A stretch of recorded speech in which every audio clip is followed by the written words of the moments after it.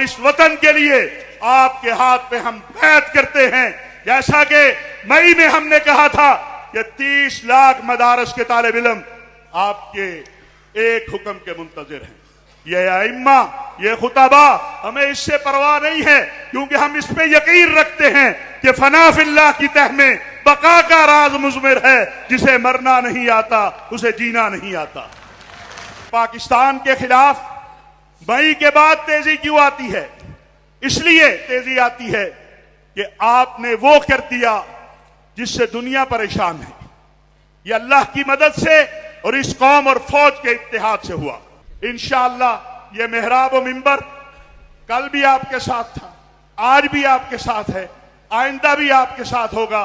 कि बहुत सारे अरब मुमालिक के यफैन कहला रहे हैं, आप जुनूदुल हरमैन शरीफैन कहला रहे हैं।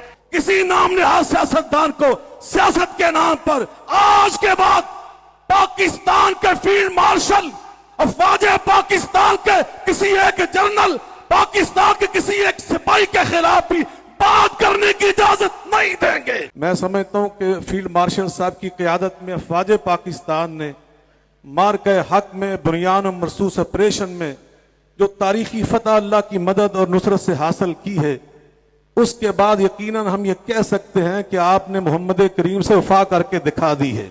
हमारा मुल्क जिस जंग से गुजर रहा है, जिन हालात से हम गुजर रहे हैं, इसमें सबसे बड़ी ज़रूरत इसकी थी कि हमारी सियासी क़यादत और फौजी क़यादत एक पेज पे हो। कि आप हज़रात जिस तरीके से इकट्ठे होकर चल रहे हैं, यही हमारा आईन है, ये हमारी दीन है, ये हमारी शरीयत है, और पूरी कौम को इस पर शुक्र अदा करना चाहिए। अल्लाह ताला ने हमारी अफवाज को सबसे बड़ा जो शरफ अता फरमाया है वो मुहाफ़िज़ हरमैन शरीफैन होने का है। कि हमारी फ़ौज न सिर्फ इस्लामी फ़ौज है, बल्कि बैतुल्लाह और रोज़ा शरीफ की मुहाफ़िज़ भी है, हरमैन शरीफैन की मुहाफ़िज़ भी है। ये एज़ाज़ अल्लाह ताला ने हमारी फ़ौज को अता फरमाया है। तो अल्लाह ताला ने हमारी फ़ौज को ग़ज़वा हिंद की तौफ़ीक़ अता फरमाई है, ये शरफ बख्शा है।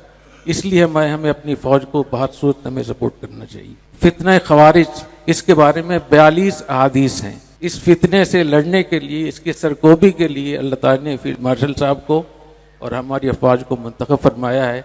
ये बहुत बड़ी फजीलत है। आप सल्लल्लाहु अलैहि वसल्लम ने इरशाद फरमाया, लेकिन अदरकतुहुम लअक़तुलन्नहुम क़त्ल आद, अगर ख़वारिज से मेरी मुलाकात हो गई तो मैं उनको ऐसे कत्ल करूँगा जैसे कौम आद को कत्ल किया। तो फितना ख़वारिज को ख़त्म करने के लिए इस वक्त में उलमाए कराम की मदद की बहुत ज़्यादा ज़रूरत है।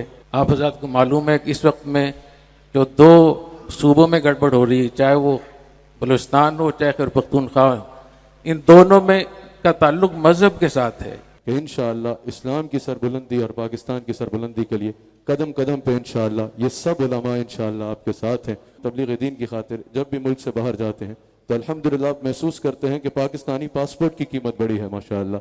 सिर्फ वज़ीर आज़म साहब का ही नहीं बल्कि पाकिस्तान के पासपोर्ट की इज़्ज़त बड़ी अल्हम्दुलिल्लाह। पाकिस्तान के पासपोर्ट को इज़्ज़त की नज़र से देखा जाता है और पूरी दुनिया में ओवरसीज़ पाकिस्तानी नौजवान भी अल्हम्दुलिल्लाह सर उठा के चलते हैं। अगर पैगाम पाकिस्तान को कानून का हिस्सा बना लिया जाए तो यकीनन दहशतगर्दी के खात्मे के लिए वो एक ऐसा डॉक्यूमेंट है जिसपे पाकिस्तान के तमाम उलमा और गालिबन बल्कि यकीनन इमाम काबा और दीगर शेखुल अज़हर और ऐसी शख्सियात ने भी उसके ऊपर साइन किए। तो ये एक पाकिस्तान का बहुत बड़ा कारनामा है। अगर इसको यकीनन पाकिस्तान के कानून का हिस्सा बनाया जाए, पार्लियामेंट में ला के, तो वो एक अहसन इक़दाम होगा। इज्जत और शरफ का बाइस बना है और हम उम्मीद करते हैं कि अल्लाह सुब्हानहू तआला हमारे शुहदा के दर्जात को बुलंद फरमाएगा, जिन्होंने हमारी नींद की खातिर, हमारे आराम की खातिर, हमारे मुल्क की खातिर अपनी कुर्बानियाँ दी हैं। मैं उन तमाम मीडिया पे आकर मेरे प्यारे मुल्क के ख़िलाफ़ आवाज़ उठाने वालों को, पाक अफवाज के ख़िलाफ़, सरहद की हिफाजत करने वाले हमारे मुजाहिदों के ख़िलाफ़ आवाज़ उठाने वालों को बाकायदा तौर पर कंडेम करता हूँ।